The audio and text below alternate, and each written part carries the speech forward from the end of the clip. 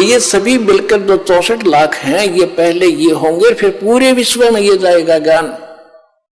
पूरा पृथ्वी पर परमात्मा की भक्ति उसके बच्चे किया करेंगे। अपना आत्मा वो भक्ति बनेगी कैसे? कितनी श्रद्धा, कितनी आस्था अपने बनानी पड़ेगी, तब जाकर ये बात सिरे चढ़ेगी। कैसे? लागी का मार्ग और है, लग चोट काल जाकर के, लग चोट काल जाकर के, लग चोट काल जा करके, लागी का मार्ग और है, लग चोट काल जा करके। कहते हैं जब भगवान की लगन लगेगी, लागी लगन, हृदय में एक न्यारी कसक उठेगी, न्यारी कसक उठेगी, और उस भाव से जो भक्ति बनेगी वो सिरे चढ़ेगी। एक ऊपरले मन से भक्ति और भाव दान करने से लाभ नहीं होगा। क्या क्या बताते हैं? इस परमात्मा के पाने के लिए राजाओं ने राज त्यागे, कैसी कैसी कठिन साधनाएं की, पर बात नहीं बनी।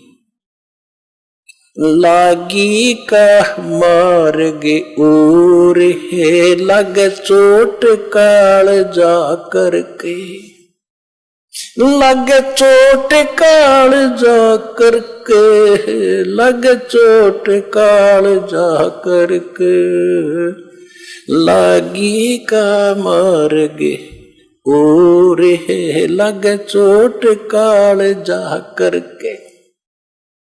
करकड़ा क्या अर्थ होता है? कबीर साहब कहते हैं कि जिस समय आप भक्ति में लौलीन हो गए, आपकी ऐसी दशा बन जाएगी।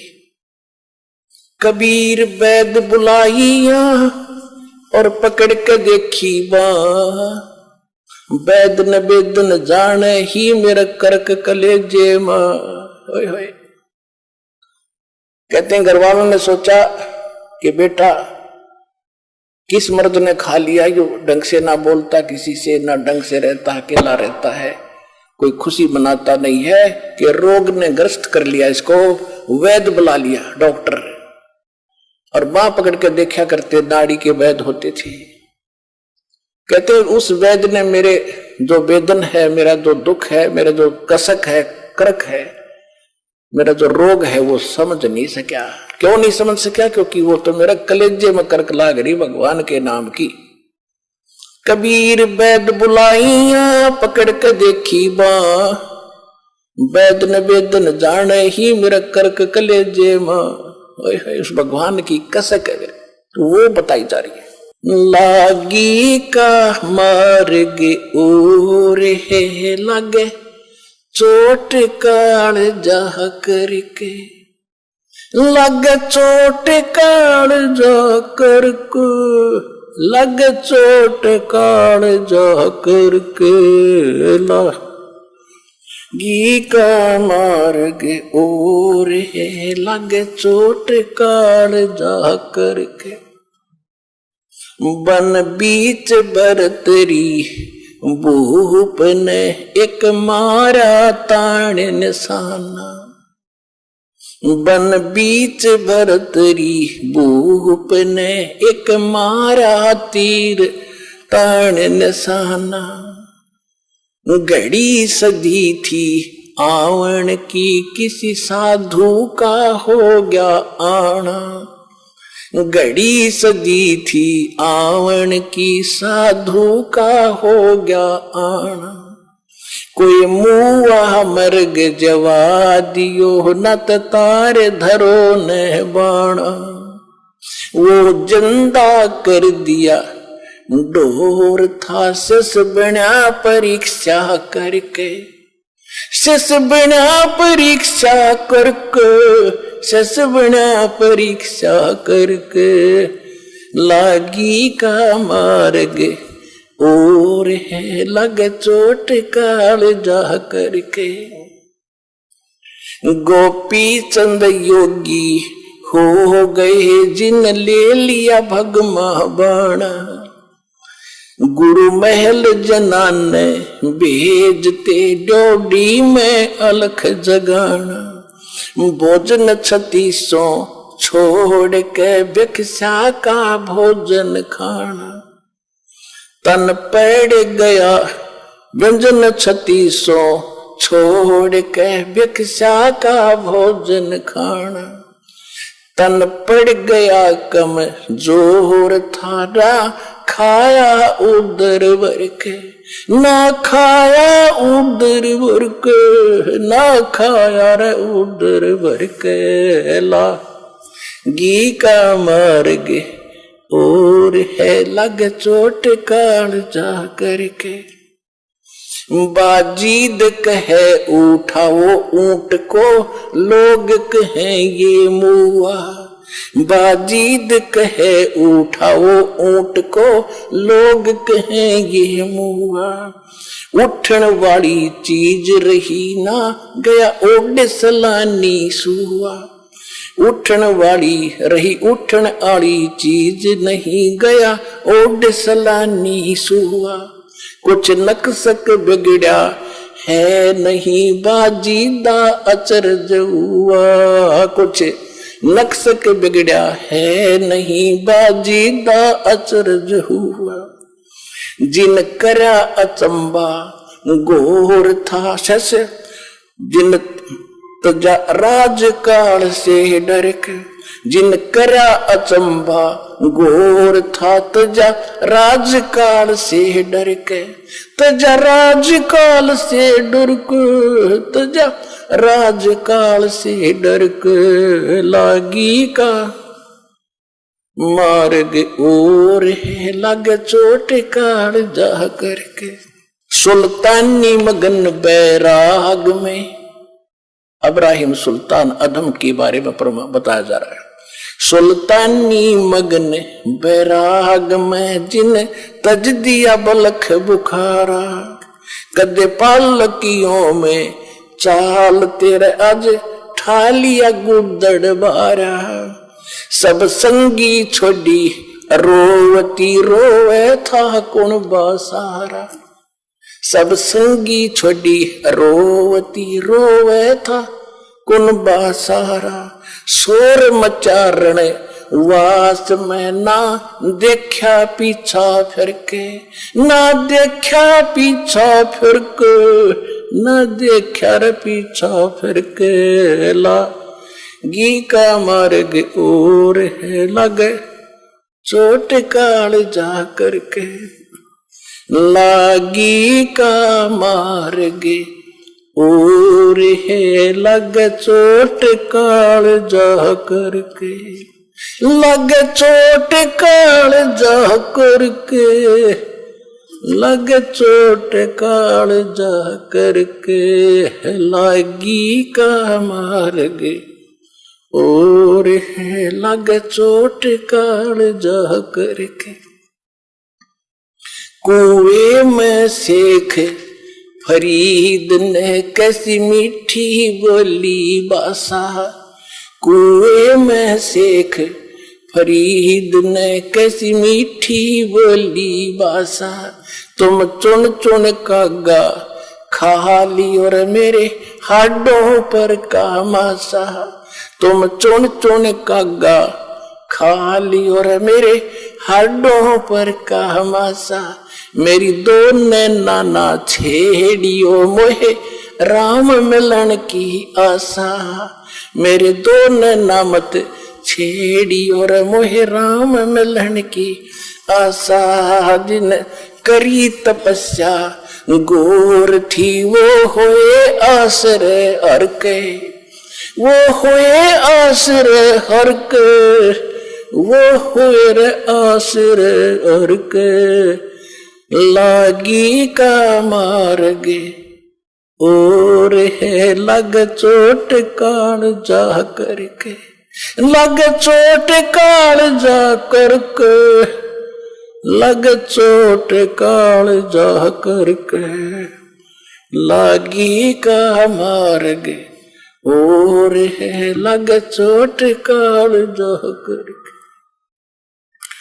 पीपा दरिया में कूद गए रटिन कैसी करी डेठाई, वो डर पाला जीत गए जिन सर धड़की बाजी लाई, वो नर पाला जीत गए जिन सर धड़की बाजी लाई।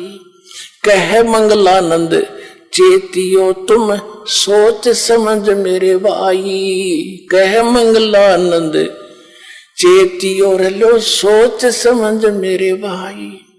बिन चेते यू झूठा शोर है, कुछ जाइयो सुकर्म करके, कुछ जाइयो सुकर्म करके, कुछ जाइयो रे सुकर्म करके, लागी का मार्ग और है लगा चोट काल जा करके।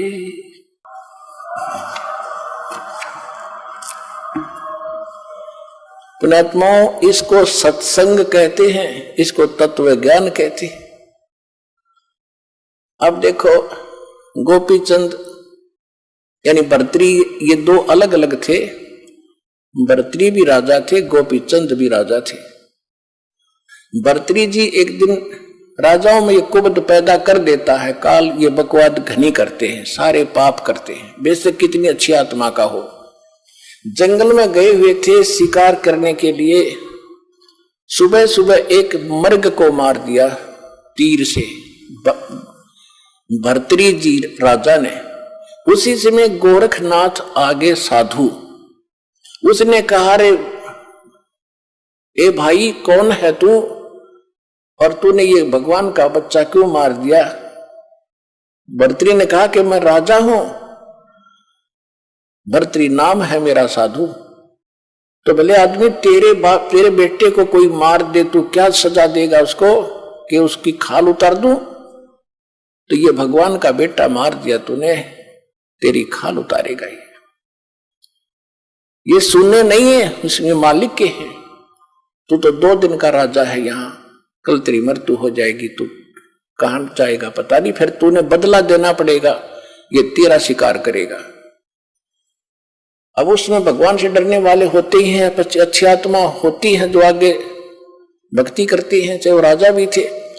तो वो कुछ संतोष हुआ, ज्यादा नहीं कुबद करी संत के साथ।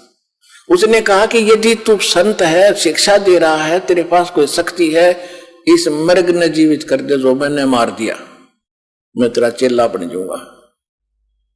गोरखनाथ जी ने वो जीवित कर दिया और भर्तृ उसका चेला बन गया। तो भर्तृ को क्या मिला? खाक मिली। यानी इतनी सिद्धि वाला भी कोई संत हो और जिसके पास ये मंत्र नहीं है जो दास आज आपको दे रहा है, वो व्यर्थ है, यूजलेस है। अब ये सिद्ध करना चाहता दास आपको, फिर सुनिएगा। कुएं में शेख फरीद ने कैसी मीठी बोली भाषा। अब जो प्रसंग चला था भर्तृ का, उसने नाम ले लिया, राज भी त्याग दिया, लेकिन कुछ नहीं मिला।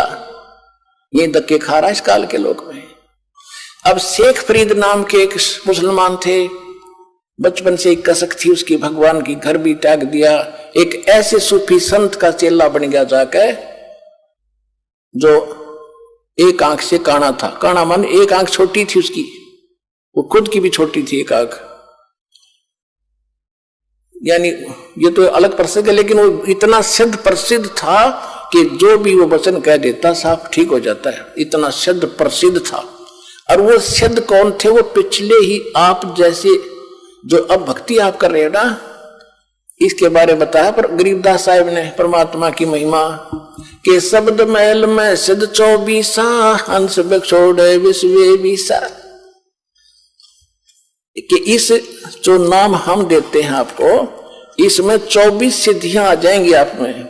और अगर ये इन सिद्धियों का तुमने प्रयोग करना शुरू कर दिया तो फिर आपकी टायर पंचर हो जाएगा, गाड़ी यहीं खड़ी रहेगी। अब वो प्रसंग नहीं है, दूसरा फिर सुनाएंगे।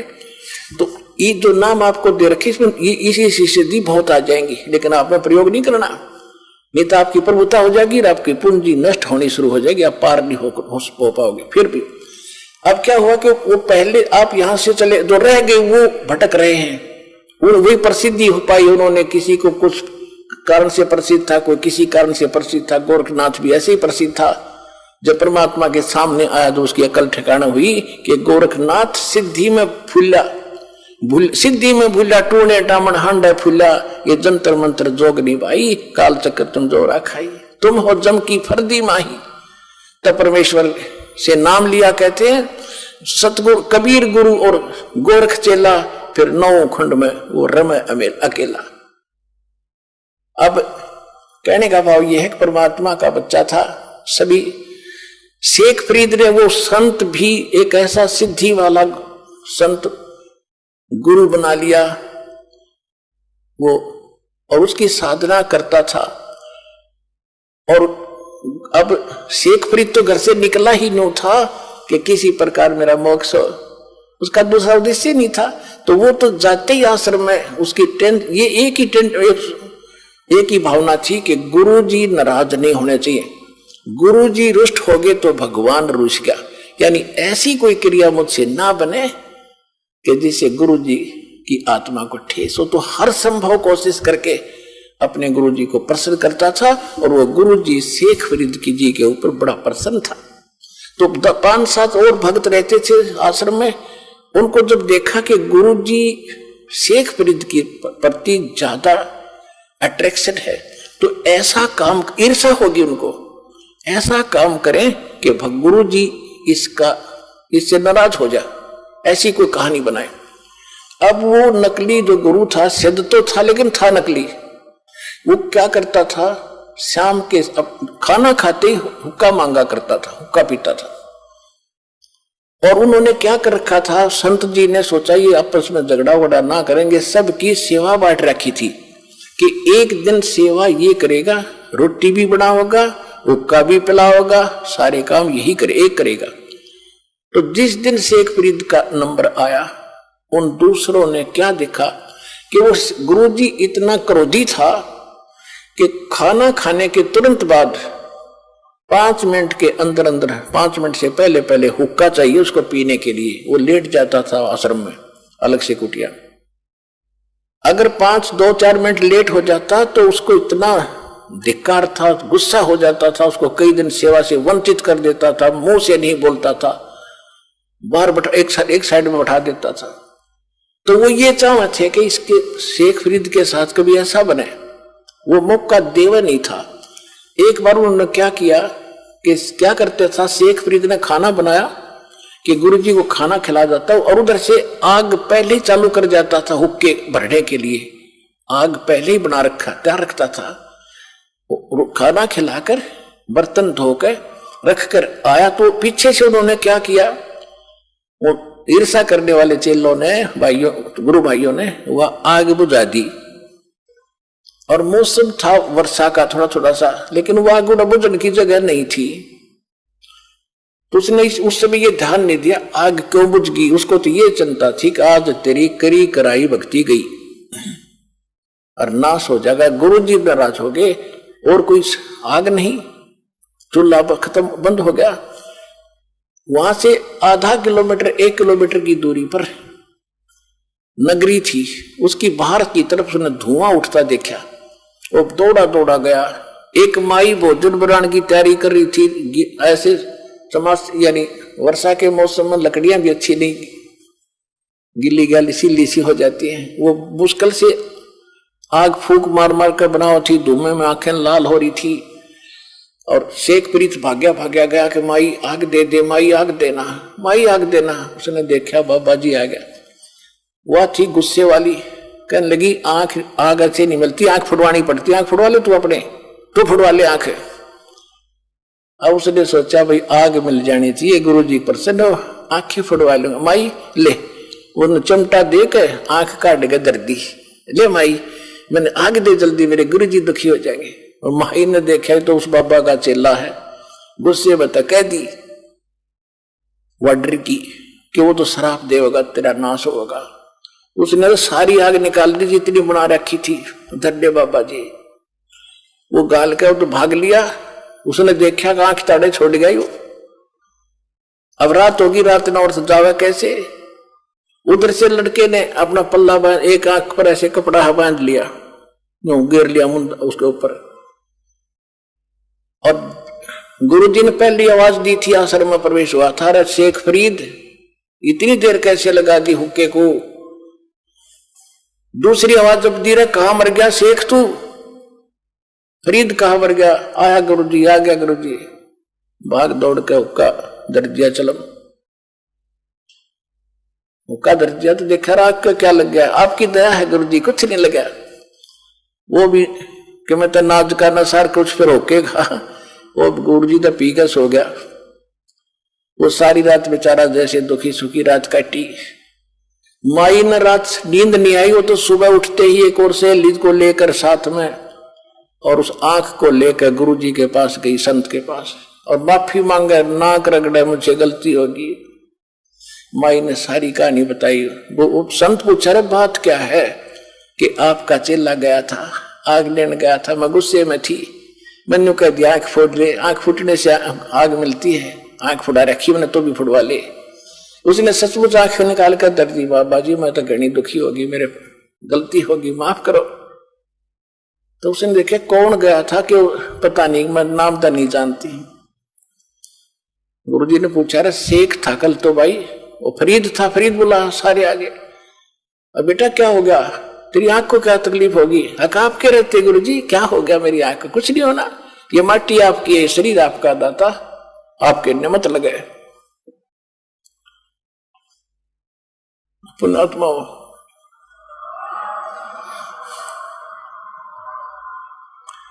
अब ऐसी समर्पित आत्मा और कहा जीवन नाश कर गई। दास ये बताना चाहता आपको। तो उसने कहा कि बेटा खोल इस पट्टी को। उन्होंने पट्टी खोली, आंख ठीक ठाक होगी, साबित आंख होगी पर होगी छोटी, दूसरे वाली से छोटी होगी पर आंख ठीक ठाक होगी। और वो आंख पड़ी माई के बर्तन में। अब उस कारण से सारे नगर में आसपास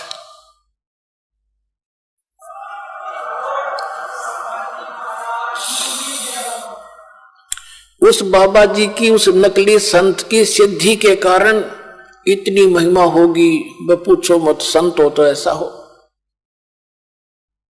अर्पणात्मा फिर शेख फरीद जी को डाउट क्या रहा कि ऐसा महापुरुष ये जो ज्ञान देगा सारा ठीक होगा। अब कहते हैं लागी का मार्ग और है लागे चोट काल जा करके, ऐसी लगन लगेगी तो भगवान मिलेगा। लेकिन वो लगन और गलत स्थान पर लगा दी। अब गाय से दूध मिलेगी, सबने पता, अब गाय से दूध मिलेगा। और गाय की जगह किसी ने गद्दी दे दी होगी, गाय है काट ले, भर ले बाल्टी, उसने कितना चारा खुआ लियो और कितना उसने कुछ कर लिया, वो गाय वाला काम नहीं कर सकती। श्रद्धा भी स्थान पर हो, ठीक ठिकाने हो और फिर लगन लगावे। आम बबूल का बीज बोके और आम चाहने के लिए उसकी पूरी सेवा, अंत में बबूल ही लगेंगे, आम नहीं लगेगा। आम के लिए तो आम का बीज बोकर फिर वही लगन लगानी पड़ेगी, जिस तरह बबूल के पेड़ को प्रफुल्लित करने के लिए किया था। तो यानी आम का बीज बोकर भी वही श्रद्धा रखनी पड़ेगी, वही तरीका अपनाना पड़ेगा, तब ये बात बनेगी। फिर क्या हुआ, कुछ दिनों के बाद वो संत की मृत्यु होगी, सूफी संत मुसलमान की। और वहां फरीद जी, वो 5-7 जो बच्चे रह गए थे आपस में, उनके मन मुटाव होता था। तो वो क्या करता था, अपना वहां से निकल गया और एक कहीं जाकर साधना करी 12 वर्ष तक। और 12 वर्ष में केवल 1.25 मन अन्न खाया, 50 शेर 1.25 मन। अब 12 वर्ष में कितने, एक वर्ष में 365 दिन और 12 वर्ष में कितने हो गए। और प्रतिदिन एक इंसान जीने के लिए कितना भोजन खाता है, आइडिया लगाना, 100 मन खा जा 12 साल में एक व्यक्ति। और वहां पर 40 किलो खाया 12 साल में, 50 किलो, तो शरीर तो कंडम हो गया। मांस रहा नहीं, अस्थि पंजर शेष रहा। एक दिन वो लेटा लेटा ऐसे बैठा था, लेट कर बैठ कर जैसे भी साधना कर रहा था, कौवे आगे। उन्हें सोचे ये मनुष्य मर गया। आसपास आठ कर बैठे चार सब जगह देखा, वो तो मांस तो उस पर था ही नहीं था, खाल और हाड माथे पर बैठ गया आके। उन्हें आंख दिखी कुछ इनमें मांस है, तो उन्होंने कोशिश की कि आंख निकाल ले इसकी, अपना पेट भरेंगे। तब शेख फरीद ने कहा, हाय हाय, कुएं में शेख फरीद ने कैसी मीठी बोल। फिर वो क्या किया उसने कि भाई यहां तो ये कौवे दुखी करेंगे मैंने, और वो कुएं में लटक गया उल्टा जाके।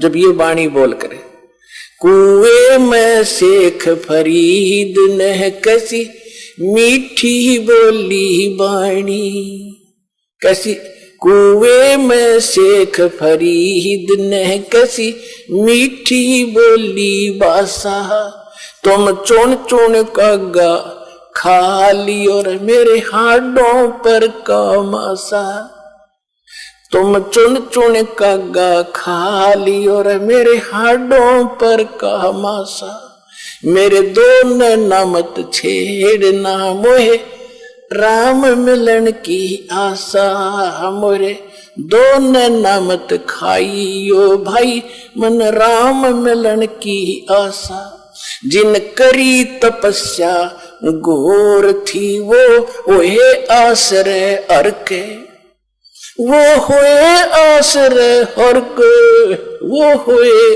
आश्रय हर के, लागी का मार्ग और है लग चोट काल जा करके। अब देखो कितनी प्यारी आत्मा, परमात्मा के लिए शरीर की परवाह नहीं की, क्योंकि वो भगवान के लिए निकले थे। अब जैसे 12 साल और ये अन्न खावा, वो जीवित रह सकता है, लेकिन परमात्मा के नाम पर आश्रित था, तो उसकी लाज कबीर साहब रखते हैं कि तेरे नाम पर बैठे हैं, इसने ढोल दे डले, वो जब मानेगा जब कति कंडम हो लेगा। अब शेख फरीद ने सोचा कि भाई नाश बात बिगड़ गया था, ना भगवान मिला, शरीर अंत होने को आ गया, कौवे आंख भी खा जाएंगे, फिर मैं कितना जोगा नहीं रहूंगा, भगवान का दर्शन कैसे करूंगा। अब जैसा उस गुरुजी ने साधना बता रखी थी, तप करने लग गया बेचारा, वो तपस्वी थे। जैसी भांग उबो रहा था, वह चेले को शिक्षा दिया गया।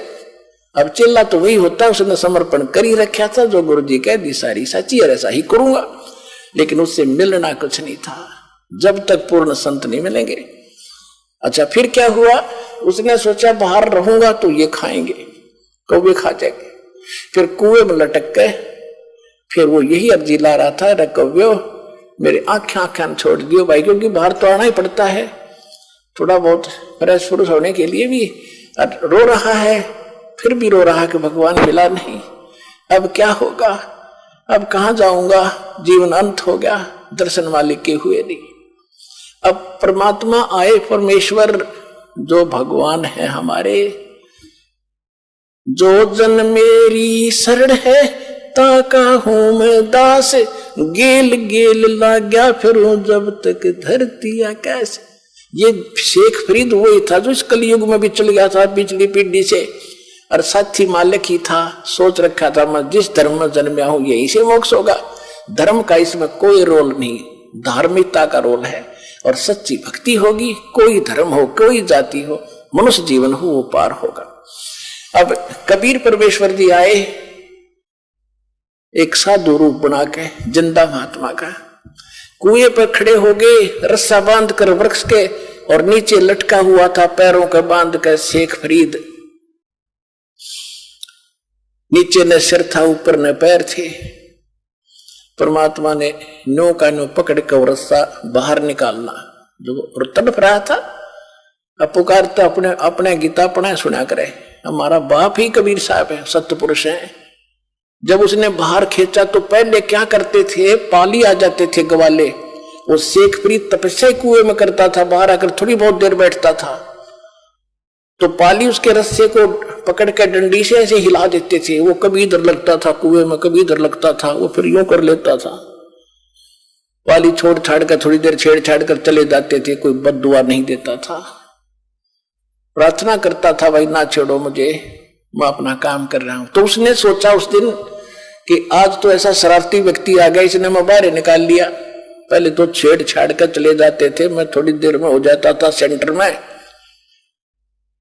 उसने कहा, शेख फरीद ने कहा कि भाई आप कौन हो, मुझे ना तंग करो, मैं अपना काम कर रहा हूं, तुम अपना करो। साधु संतों को छेड़ दो, ऐसे नहीं सताया करते। परमात्मा बोले आप क्या कर रहे हो महात्मा जी? कि मैं भगवान के लिए तड़फ रहा हूं, भगवान के दर्शन करने के लिए, दीदार करने के लिए मैं भक्ति कर रहा हूं, मुझे करने दे, थोड़ा ही समय रह रहा है, मैं अपनी भगवान के दर्शन करूंगा। परमात्मा बोले कि मैं हूं वो अल्लाह अकबर जिसके आप दीदार करना चाहते हैं। अब वो कहता है शेख फरीद है कि नहीं ऐसे ना बोलो, ऐसा मत बोलो, ऐसा जो कहता उसको पाप लगता है। अल्लाह कभी पृथ्वी पर नहीं आता, अल्लाह दर्शन नहीं देता, वो तो पर्दे के पीछे से बोलता है।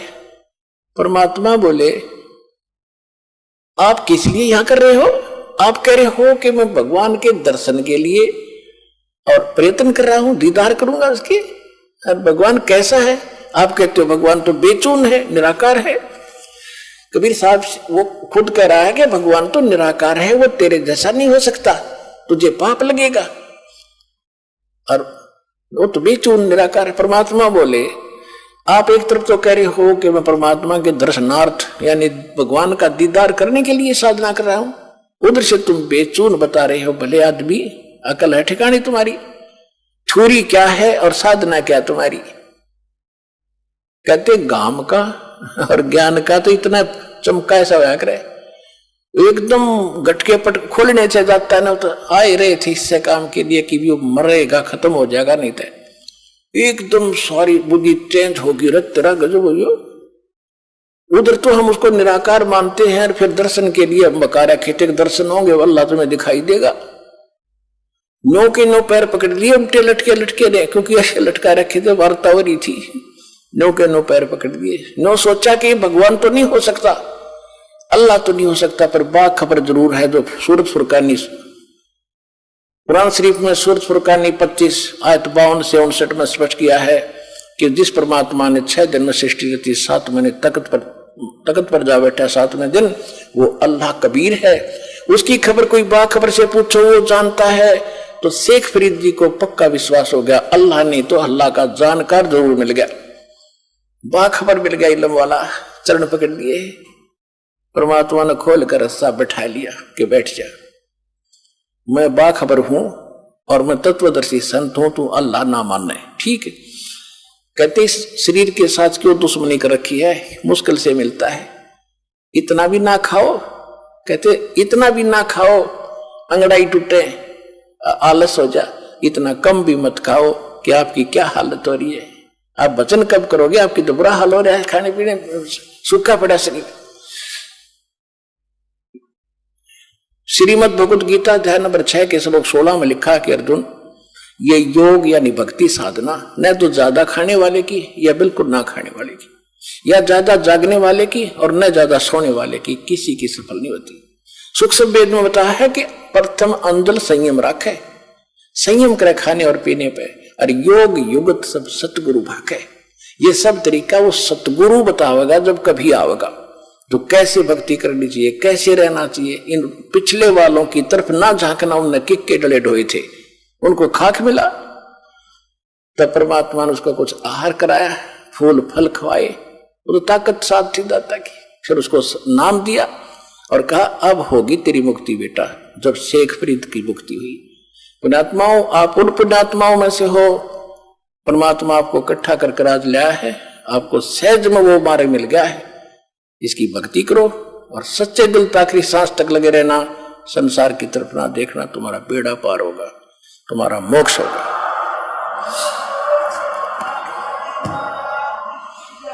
वो कंप्लीट कोर्स इस दास के पास है, परमात्मा कबीर जी का दिया हुआ है, और आपका और आपकी 101 पीढ़ी पार होगी। लिख लेना बेच सकते अगर सच्चे दिल तक लगे रहे।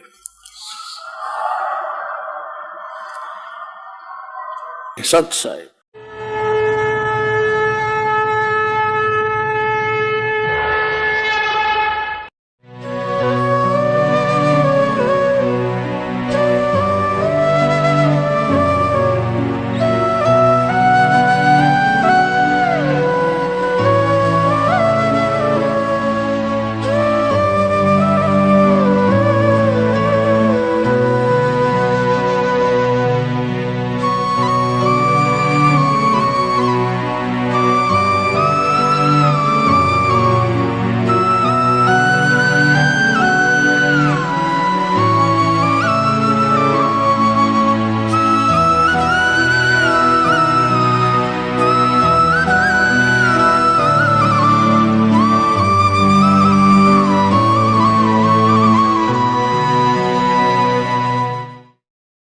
ऐसे और वीडियो देखने के लिए चैनल को सब्सक्राइब करें और वीडियो को ज़्यादा से ज़्यादा शेयर करें। और हाँ, वीडियो के बारे में अपनी महत्वपूर्ण राय हमें कमेंट बॉक्स में ज़रूर बताएं। धन्यवाद।